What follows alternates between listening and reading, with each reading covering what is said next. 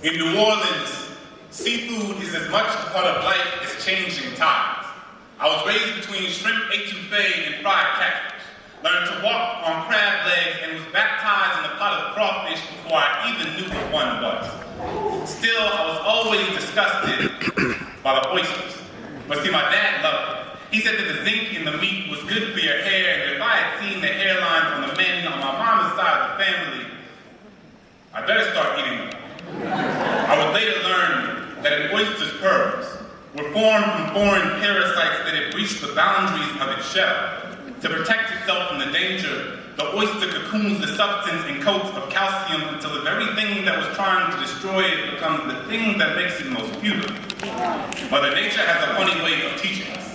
See, last summer while visiting home, I went to check on my dad to see if he knew the score of the game, but when I opened the door to his bedroom, I saw him laying on the ground like a broken promise, genuflecting in front of a prayer. My father held his stomach as if he had been stabbed by the very person entrusted to protect him, betrayed.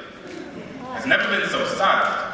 There is no treason like that of your own body turning against itself, a Benedict Arnold with a bayonet in your bloodstream, a Judas kissing your kidneys goodbye for 30 pieces of silver, a chronic kidney disease, a deep sea diving with no oxygen, drowning underwater, waiting for a transplant to bring you back to the surface. But my father is an oyster, wears a shell hardened by growing up in a place where expectations never rose above low tide, has the coral reef of a mother with the echo of an unborn ocean on her breath, taught him that when the waves of this world try to wear you down, it's okay. We are all just a little bit weathered, and she has taught me that if an oyster can turn a parasite into a pearl, then it's no surprise that my father can turn a kidney into calligraphy. See, when I was 14 and he was first diagnosed, he wrote me a 15-page letter saying that if anything happened, I had to be ready to become the man of the house. He wrote Clint. Though it hasn't always looked like it, I've always put God first.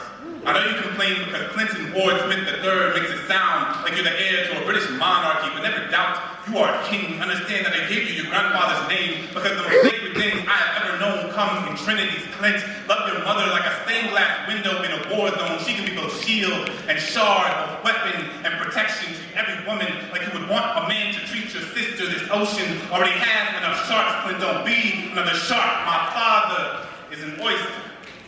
Clamped down tightly on the things he loves the most, his family and his God. He has a calcium-encrusted heart cradled tightly in his chest.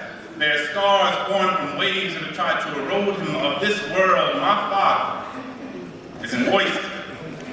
And I pray that when he is pulled from this ocean, that those who live above the surface will see the brilliance of his pearls.